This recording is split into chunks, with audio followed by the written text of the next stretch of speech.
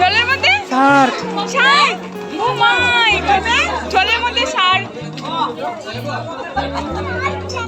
Hello guys, কোথায় দেখতে পাচ্ছি না। ভিতরে বসনা।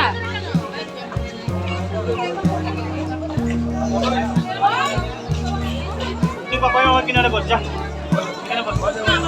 বাবার একটু কাজ আছে দাঁড়া।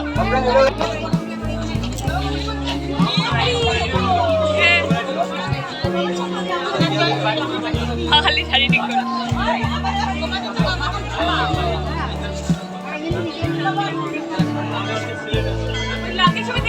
তুই কই লাগাইলে? তাই কই লাগাইল? বাবা বাবা আমরা কোথায় এসছি বাবা? হরে কৃষ্ণ।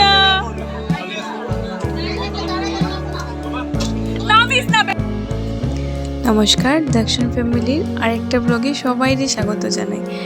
তো আমরা আই গেছি নবদ্বীপ, এখন নবদ্বীপের লঞ্চে আছি। তো লঞ্চে এই নদীটা পার করলেই আমরা 2 মিনিটের রাস্তা, এই নদীটা পার করলেই আমরা মায়াপুর। তো সবাই লঞ্চে বইয়া রয়েছে, এখন খালি মায়াপুর যাওয়ার অপেক্ষায়। আর এই নদীটা মানে 2টা নদী মানে একলগে হইছে। তো এই জলের কালারও 2টা। এই দেখো, দেখা যায় এদিকে এক কালার আর ওইদিকে আরেকটা কালার। দেখো, তোমরা দেখতে পারবা যে 2টা কালার। ঠাকুরের যে কত লীলা না।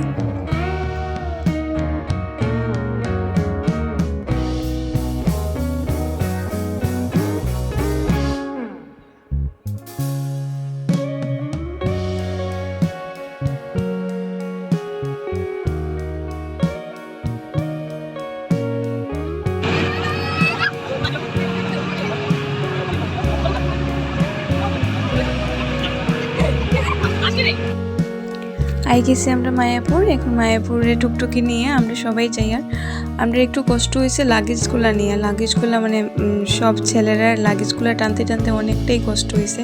একবার ট্রেনে উঠাও, নামাও, তারপরে গাড়িতে উঠাও, মানে বহুত কষ্ট হয়েছে।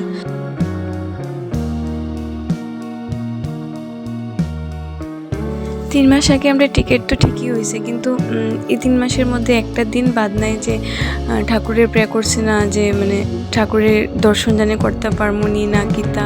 ঠাকুরের খালি প্রে করতাম যে ঠাকুর সবাই যেরকম টিকিটটা কাটছে সবাই যেন মিলিয়ে তোমার দর্শন করতে পারি। মানে ভাবতেই পারছি না যে ঠিকই আমরা যেতে পারবো বা আইতে পারবো করিয়া, মানে ভাবতেই পারছি না। ঠাকুরের না চাইলে তো মানে ঠাকুরের এখানে যাওয়া যায় না। ঠিকই মানে ঠাকুরের অনেক অনেক অনেক কৃপা করছে আমরা উপরে, যে ঠাকুরে আমরা মানে জায়গাতে আইতে পারছি করিয়া। মানে আমরা অনেক খুশি।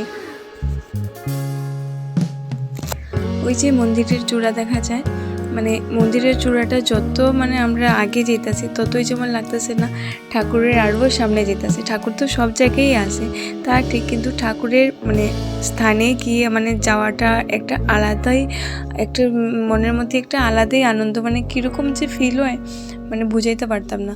যত মন্দিরটার সামনে যেতেছি মানে ততই যেমন লাগে না আমরা ঠাকুরের সামনে আরও যেতেছি। একটু আই গেছি আমরা, লাগেজ নিয়ে আমরা রাস্তায় দাঁড়াইয়া রয়েছি। আর বাকিরা তারা গেছে ভবন দেখতে, যে ভবন যদি ঠিক মতো হয় তো আমরা সবাই যাইব। তো সব একসাথে গিয়া তো ওই তো না এক জায়গায়, মানে এক জায়গায় উঠবো কি না আর এক ভবনে যেতে লাগবো, তাহলে সবাই এখানে দাঁড়ায় রয়েছে। তো তারা গিয়ে দেখে।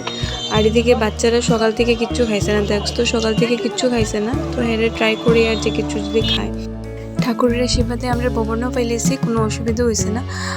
আমরা 15-16 জন, তো তার লিগে মানে ভবন মানে রুমটা একসাথে পাইছি না, মানে একটা একটু একটু দূরে দূরে পাইছি, তাতে অসুবিধা নেই। কিন্তু মন্দিরের ঠিক সামনেই পাইলেছি আমরা ভবনটা।